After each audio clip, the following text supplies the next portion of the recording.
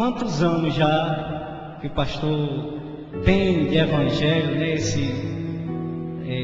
Essa dádiva de Deus que o Senhor recebeu, né? Um encargo muito assim, humanamente falando, pesado, que só com um homem esvaziado como é o Senhor pode assim não alargar as costas, né? No tempo da palavra assim tão escassa, né? A palavra verdadeira eu falo.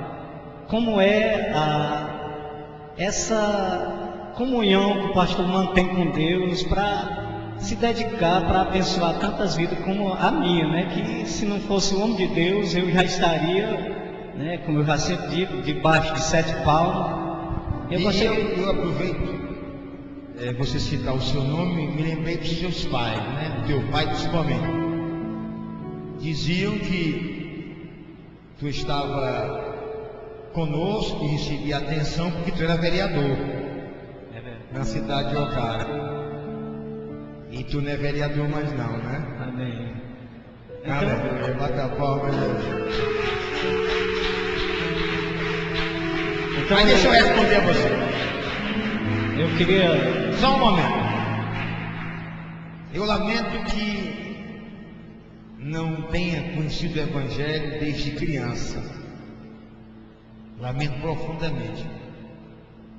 E lamento porque conheci o Evangelho, dei os primeiros passos no Evangelho em um local onde hoje não passaria nem na frente desse local.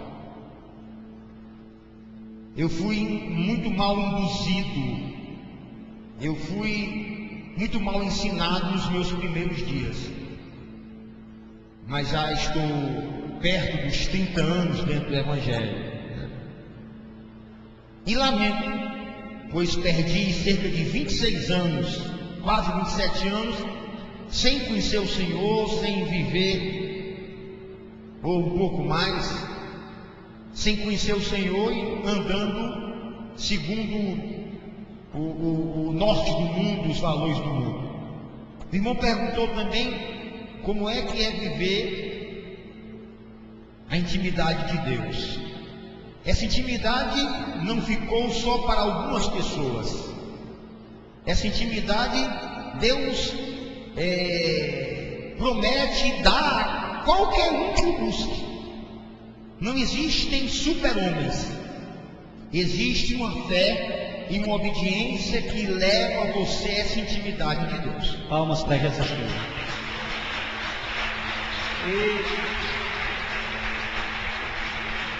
São assim tanto, né, os milagres que o pastor tem, né, Deus tem usado o Senhor para realizar, mas deve ter um assim que marcou mais ao pastor Carlos Eduardo Braga. Nos conte qual foi o mais importante assim na vida do pastor. Há muitas obras extraordinárias de Deus. Já vi Deus ressuscitar mortos, né? Mas aquilo que me marcou mais, sem dúvida, foi com a minha mãe. Eu não sabia que ela estava realmente em um momento muito difícil da vida dela. Eu, quando aceitei Jesus, foi assim um grande problema na minha família. Eu fui praticamente renegado, né? Foi uma experiência muito marcante. Com isso, o diabo ele tentou que eu não prosseguisse, né? E foram anos em que eu não tive convivência com a minha família. Minha mãe, então, era um problema. E sem ter essa convivência com eles, eu não tinha ciência do que ocorria, do que eles vivenciavam. E numa certa tarde, já por volta de 1 hora, por aí, eu estava entregando ao meu Senhor a minha consagração. Estava orando e veio da parte de Deus aquela ânsia grande de orar pela minha mãe. Minha mãe realmente naquele tempo, naquela época, se voltou muito contra a minha pessoa, contra o Evangelho. E não falavam comigo, né? Eu não tinha contato com eles, de espécie alguma. Mas naquela tarde eu comecei a orar, eu chorava muito, eu orava, intercedia, eu dizia, me lembro como se fosse hoje, eu dizia, meu Deus, ela não te conhece, mas eu te conheço, sei quem tu és. Aonde estiver a minha mãe, acorde a minha mãe, usa de misericórdia para com ela. E ela estava num centro de recuperação, depois de uma cirurgia, onde ela não voltava, né? Ela estava recebendo ali aquele trabalho para dar ao coração de novo condição de existência, chamado ressuscitação, né? Naquele mesmo instante eu estava orando, clamando, e foi no momento, aleluia. E foi no mesmo instante que eu estava orando, suplicando, eu chorava muito a Deus, eu pedia muito a Deus por ela. Isso, pastor, sem nenhum telefone. Não sabia de nada. Mas depois disso, né, Deus queria que eu soubesse e me alegrasse. Tive uma aproximação, houve uma aproximação que, graças a Deus, tem sido hoje muito acentuada, né? Hoje eles têm, pelo pastor Eduardo Braga, um grande respeito, né? Há cerca de alguns meses atrás, fui convidado por eles para casá-los novamente, né? Vamos para cá. Eles têm 60 anos de casado. Hoje,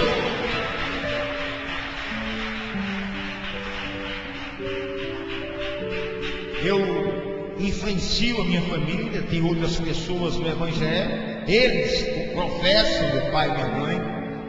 E teve um outro momento na minha vida muito marcante com ela mesma. Ela teve 2 embolias pulmonares, né, ou pulmonar. Ela passou cerca de 60 dias no hospital, entre a vida e a morte. E eu louvo a Deus porque fui também ferramenta de Deus para que aquilo que ela viveu não fosse assim o fim da vida dela, né? Ela está aí viva para o louvor do Senhor. Hoje é alguém que professa Jesus, é alguém que deve estar vivendo agora, vai me ver na internet, vai se alegrar, vai chorar, creio, pelo que está agora ouvindo. Enfim, foram muitas obras de Deus. Teve uma certa ocasião também que eu fui chamado à minha casa, a casa do meu pai. Digo minha casa pelo costume do menino, né? E eu tenho um irmão que, abaixo da minha pessoa, que movido pelo diabo, não conhecia o Senhor, ele tentou contra a própria vida, né? E tomou uma série de comprimidos e veneno também. Então meu irmão mais velho, que é meu filho na fé, Carlos Alberto, né? Eu ganhei para Jesus também. Ele ligou para mim um dia de sábado à tarde, e eu saí às pressas da minha casa para a casa do meu pai. Logo que o Alberto chegou lá, ele estava morrendo, né? E eu pude ver também a glória de Deus naquele instante. Pude expulsar aquele espírito de morte. E aí está o meu irmão ainda vivo. E os médicos não sabem explicar como, né?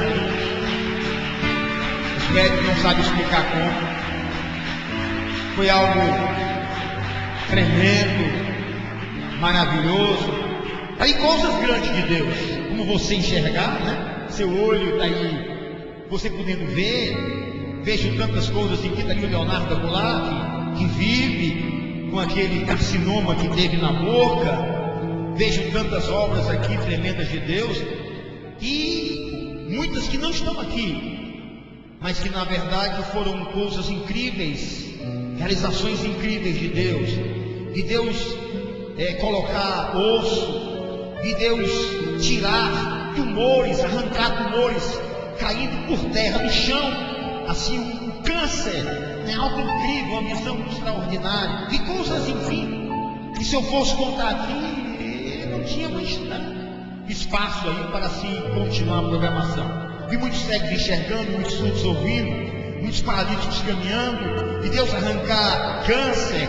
Outra alegria grande que eu tive foi junto com o presbítero Neto, que tinha aquela quantidade absurda de vírus do HIV, e que Deus fez aquele milagre tremendo. E eu sempre esperei que ele mesmo contasse, anos já viu, e ele veio contar só no ano passado, né? Mas foi também uma grande alegria. Muitas outras. Eu louvo a Deus pelo que eu tenho vivido, pelo que eu tenho visto, e por certo eu vou continuar vendo.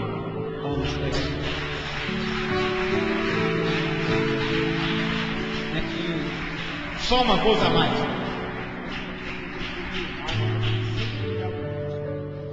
Só uma coisa a mais. Uma coisa que eu tenho certeza que eu vou ver. Viu, irmão de Jaci?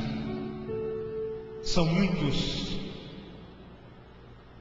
que não me entendem, ainda me entendendo. Eu ainda vou ver muitos que me jogam pedras, ainda envolvidos com o Senhor. Pois eu oro muito por esses. Não guardo nenhuma mágoa de ninguém. Nunca guardei. Oro muito por esses. Pessoas que receberam, através da minha intercessão, do preço que eu tenho que pagar, né, para ver a grandeza de Deus. Essas pessoas foram por demais ingratas comigo. Não foram uma, nem 10, nem 100, mas centenas de pessoas que viram a grandeza de Deus em sua plenitude, mas que não somam conosco nesse agrupamento, nessa comunidade. Mas ainda vou ver essas pessoas, né, envolvidas ardentemente com o Senhor. Amém. E agradecendo a Deus pela verdade que eu vi. Em certo momento do culto, o Senhor leu o versículo, né, em Coríntios, né, que dia após dia morro. Eu que tenho acompanhado nesses 2 anos já, e mais alguma coisa que estou aqui com o pastor,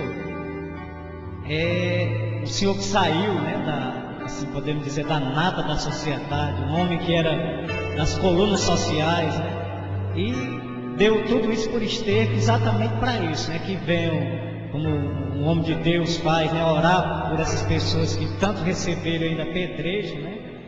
Isso é uns momentos difíceis, mas que o pastor supera, né, com a palavra de Deus. Sabe, Jaci, irmão, eu não gosto de me lembrar muito do passado, não. Porque o passado geralmente traz lembranças muito negras, né? O homem sem Deus, ele é um escravo. Escravo da própria carne, escravo dos valores naturais. Eu fui um homem altamente escravizado pela carne, pelos valores, pelo nome, pela posição que eu vivia. Eu não gosto muito de me lembrar do passado, não, né? Mas nesse momento, por exemplo, vai ser bom eu voltar um pouquinho atrás, porque talvez seja norte para quem esteja me vendo.